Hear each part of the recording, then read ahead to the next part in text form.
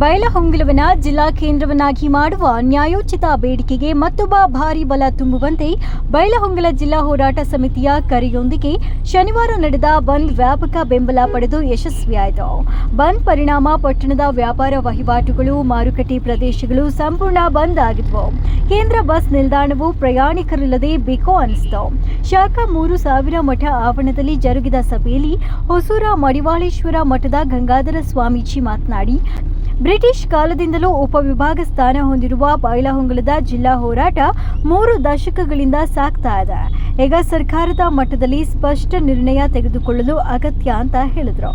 ಶಾಸಕ ಬಾಬಾ ಸಾಹೇಬ್ ಪಾಟೀಲ, ಮಾಜಿ ಶಾಸಕ ಡಾಕ್ಟರ್ ವಿಶ್ವನಾಥ್ ಪಾಟೀಲ್ ಮಾತನಾಡಿ, ಜಿಲ್ಲಾ ಪುನರ್ ರೂಪಕದ ವಿಚಾರದಲ್ಲಿ ಬೈಲಹೊಂಗಲಕ್ಕೆ ಮೊದಲ ಆದ್ಯತೆ ನೀಡಬೇಕು, ಇದರಿಂದಾಗಿ ಅಗತ್ಯ ಒತ್ತಡ ನಿರ್ಮಿಸಲಾಗುವುದು ಅಂತ ನುಡಿದರು.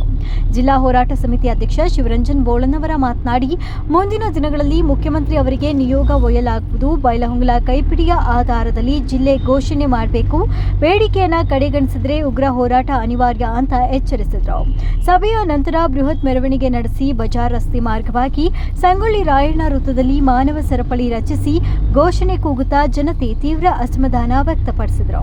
ಈ ಸಂದರ್ಭದಲ್ಲಿ ಹಿನ್ನೆಲೆಗಾಗಿ ಹೋರಾಟಕ್ಕೆ ಪ್ರೇರಣೆ ನೀಡಿದ ನಿಧನರಾದ ದಿವಂಗತ ಸಿಎಂ ಪಾಟೀಲ ಮತ್ತು ಇತ್ತೀಚೆಗಷ್ಟೇ ಅಗಲಿದ ಐಎಎಸ್ ಅಧಿಕಾರಿ ಮಹಂತೇಶ್ ಬೀಳಗಿ ಹಾಗೂ ಲೋಕಾಯುಕ್ತ ಇನ್ಸ್ಪೆಕ್ಟರ್ ಪಂಚಾಕ್ಷರಿಯ ಸಾಲಿಮಠ ಅವರಿಗೆ ಮೌನಾಚರಣೆ ಮೂಲಕ ಶ್ರದ್ಧಾಂಜಲಿ ಸಲ್ಲಿಸಲಾಯಿತು.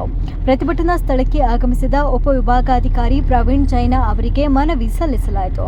ಸಂಗೊಳ್ಳಿ ಗುರುಲಿಂಗ ಶಿವಾಚಾರ್ಯ ಸ್ವಾಮೀಜಿ, ಸಮಿತಿ ಮುಖಂಡರಾದ ಮಹಂತೇಶ್ ತುರುಮುರಿ, ಎಫ್ಎಸ್ ಸಿದ್ದನಗೌಡರ, ವಿಜಯ್ ಮಠಗುಡ್ಡ, ಬಸವರಾಜ್ ಕೌಚದಗಿ, ಶಂಕರ ಮಾಡಲಿಗಿ, ಬಾಬು ಸಾಬಾ ಸುತಗಟ್ಟಿ, ಎಂಆರ್ ಮಳವಂಕಿ, ಮಲ್ಲಪ್ಪ ಮುರುಗೋಡ, ಬಸವರಾಜ್ ಜನ್ಮಟಿ, ಮಹೇಶ್ ಬೆಲ್ಲದ, ಡಾಕ್ಟರ್ ಶಿವನಾಥ ಅವಕ್ಕನವರ, ಶ್ರೀಶೈಲ ಯಡಳ್ಳಿ, ಬಿಬಿ ಗಣಾಚಾರಿ, ಶಿವಾನಂದ್ ಕೋಲಾಕರ, ಇಮ್ರಾನ್ ಕಿತ್ತೂರು, ಪ್ರಥಮ ತುರುಮುರಿ ಹಾಗೂ ರೈತ ಸಂಘಟನೆಗಳು, ವ್ಯಾಪಾರ ವಲಯ, ನ್ಯಾಯವಾದಿಗಳು ಹಾಗೂ ವಿವಿಧ ಕನ್ನಡಪರ ಸಂಘಟನೆಗಳ ಸಂಗಡ ಸಾವಿರಾರು ನಾಗರಿಕರು ಭಾಗವಹಿಸಿದರು.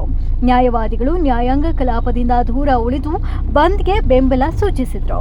ಪೊಲೀಸ್ ಇಲಾಖೆ ಅಗತ್ಯ ಭದ್ರತಾ ಕ್ರಮ ಕೈಗೊಂಡಿದ್ರು.